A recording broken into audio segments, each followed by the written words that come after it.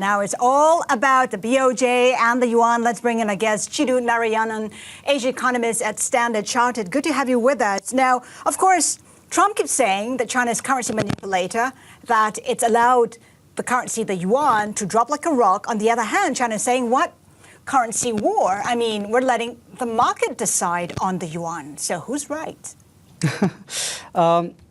Well, for now, I think we would see some more dollar-China upside. I think the PBOC would be comfortable with the levels, with the trend that's going in, as long as there's no significant panic in the market. So, well, each is right in their own way. And as long as there's no significant panic, there's no unruly movement in the dollar CNY, I think the current trend might be continuing for a little while longer. We heard Mark Cranfield just say earlier that 7 is a high possibility, but we had a guest as well saying that, you know, 7 maybe, but not yet and not in the foreseeable future. Your take on it?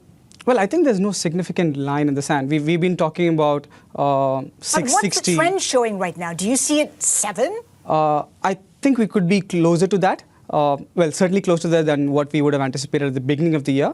The breach of the 7 mark itself might be a little further away. At this point of time, it could edge closer, but stay slightly below that. But I would probably be looking at the CNY basket rather than the dollar CNY level itself, because you have two parts to it. You have the dollar and the CNY angle.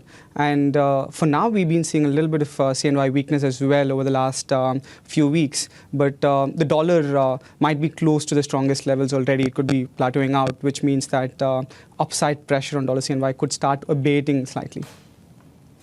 Yeah, a good point on the basket there, Chidu. So just tell me this then, and just let's try and dispel that theory that they are using this as a measure to offset what they're getting as far as, I guess, uncertainty on the currency war. How much does the renminbi have to weaken on a basket basis for that to completely offset anything that's thrown at them from a tariff point of view?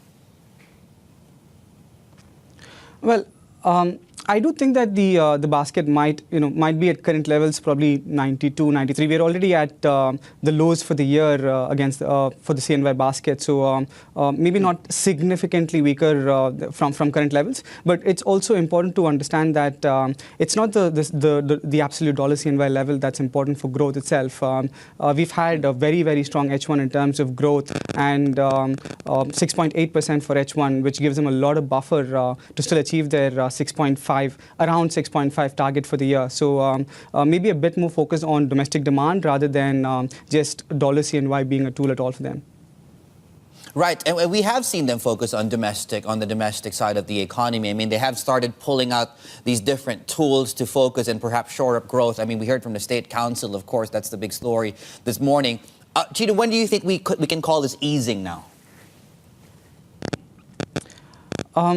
Again, so it's two different aspects to it. We have the fiscal as well as the monetary side of things. There has been some monetary tightening so far this year, particularly with the focus on deleveraging.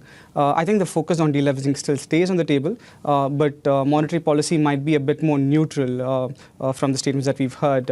It's currently slightly tight, so maybe they'll ease a little bit on the monetary front, but not make it easy, make it more a neutral monetary policy with more support, if necessary, coming from the fiscal front. So having said that, when you take a look at China's toolkit to manage its monetary policy, what's in there? What are the options? There's various options there. They have their hands on all the levers. We do expect some triple R cuts to bring the level back to neutral, but again, not significantly easing or significant monetary policy looseness. More of the support for growth coming from the fiscal front.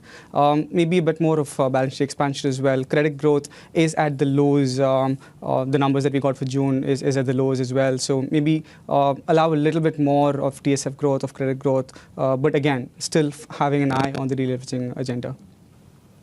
Right, and Chidu, I guess to your point, how much credit growth do we see, formal credit growth, through the banking system? Because they have really squeezed out shadow banking. In fact, I think we were down for a 4th straight month last month. I mean, does that show up in the form of formal credit expansion in the second half, and how big does that show up? We could see a little bit more on that front.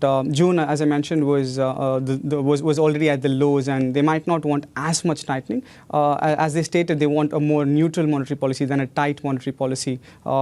again, so it's going to be a fine balance between still focusing on deleveraging, still ensuring that that agenda is on the table, because that will ensure financial stability in the medium term.